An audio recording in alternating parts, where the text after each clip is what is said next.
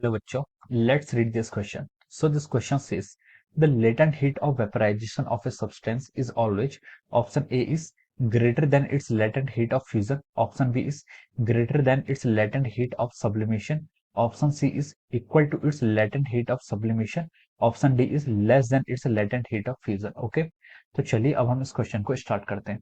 तो देखिए बच्चों, इस क्वेश्चन का की कॉन्सेप्ट हम यहाँ पर लिख सकते हैं। The key concept of this question is, हमसे यहाँ पर पूछा गया है कि the latent heat of vaporisation of a substance is always. तो हमें क्या बताना है यहाँ पर, लेटेंट हीट आपको यहाँ पर डिफाइन करनी है। ओके, तो the key concept of this question is our latent heat. ठीक है, लेटेंट हीट को हम डिफाइन करते हैं।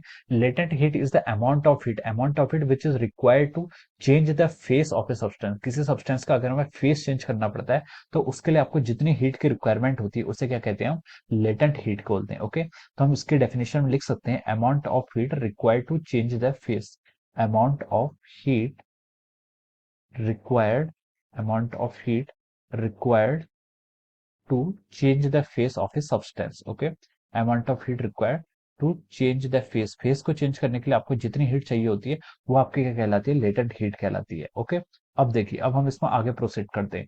लेटेंट हीट होती है आपके चेंज फेस को चेंज करने के लिए, और उसका जो फॉर्मूला होता है del Q is the amount of heat. ये आपका होता है एम एल के इक्वल होता है, इसको हम लिखते हैं एम इंटू एल के इक्वल लिखते हैं। यहाँ पर एल के आपका लेटेंट हीट है और एम के आपका मास, जितना मास आपने क्या किया, कन्वर्ट किया है। ओके, तो देखिए अब हम इस क्वेश्चन पर आते हैं। उसने बोला है कि latent heat of vaporisation, latent heat of vaporisation का मतलब होता है कि अगर आपको क्या करना है, लिक्विड से अगर आपको वेपर फेस में कन्वर्ट करना है, लिक्विड से आपको क्या करना है, वेपर फेस में कन्वर्ट करना है, कीपिंग द टेम्परेचर कांस्टेंट। जब भी आपका फेस चेंज होता है तो आपका जो टेम्परेचर होता है ये क्या रहता है, आपका ऑलवेज कांस्टेंट होता है। ठीक है, ये आपका फिक्स रहता है, टेम्परेचर ऑलवेज कांस्टेंट। तो लिक्विड से अगर आप वेपर में कन्वर्ट करते हैं तो आपको क्या देना पड़ता है, ये आपको क्या देनी पड़ती है, लेटेंट हीट ऑफ वेपराइजेशन। फिर आपको वेपराइजेशन के लिए हीट देनी पड़ती है। और जब आपको लिखा है greater than latent heat of sublimation, sublimation ऐसा होता है जब आपका देखिए सॉलिड, सॉलिड किस में कन्वर्ट होता है, आपका सॉलिड कन्वर्ट इनटू लिक्विड, और लिक्विड किस में कन्वर्ट होता है, आपका गैस में या फिर वेपर में। तो अगर हम डायरेक्टली सॉलिड से गैस में कन्वर्ट करते हैं तो यहाँ पर क्या होता है, यहाँ पर हमें देना पड़ता है latent heat of our sublimation. Sublimation होता है direct phase conversion from solid to gas without going through the liquid phase. ये आपका क्या होता है, सब्लिमेशन होता है। और थर्ड इसमें क्वांटिटी आपको दिया है fusion.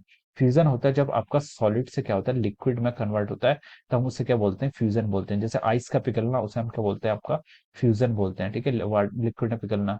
So this is called what, our fusion. तो ये आपका क्या है, latent heat of vaporisation, latent heat of sublimation and fusion. तो देखिए इस पर क्या होता है आपका, यहाँ पर अगर हम इनके मैग्नीट्यूड वाइज इनको कंपेयर करें तो देखिए लेटेंट हीट आपकी जो यहाँ पर क्या होती है, वेपराइजेशन की होती है।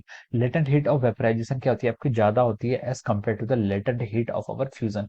फ्यूजन से क्या होती है, ज्यादा किसकी होती है, वेपराइजेशन की होती है। और इसमें आपसे दिया होगा latent heat of vaporisation of substance is always, हाँ, तो ये आपकी आती है फ्यूजन से आपकी ग्रेटर होती है।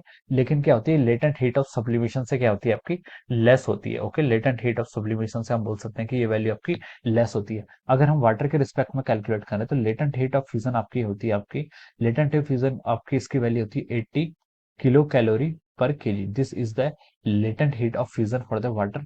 और latent heat of vaporisation, vaporisation की आपकी जो लेटेंट हीट होती है वो होती है आपकी 540 kilo calorie per kg. Okay, these are the very subjective values. ठीक है, ये आपके लेटेंट हीट की क्या है, वैल्यूज है। अब हम क्वेश्चन को आगे प्रोसीड करते हैं। क्वेश्चन में हमसे बोला है कि latent heat of vaporisation of a substance is greater than latent heat of fusion, is greater than latent heat of sublimation. तो देखिए ऑप्शन ए बोला है कि greater than the latent heat of fusion. ठीक है, तो अब देखिए आपके यहाँ पर लेटेंट हीट ऑफ वेपराइजेशन 540 है, ये आपकी 80 केजी से ग्रेटर है, तो हम बोल सकते हैं कि A option is the right answer. B में लिखा है greater than the latent heat of sublimation, ये आपका क्या हो जाएगा, रॉन्ग हो जाएगा। सी में आपको बोला है कि equal to the latent heat of sublimation, this is also wrong.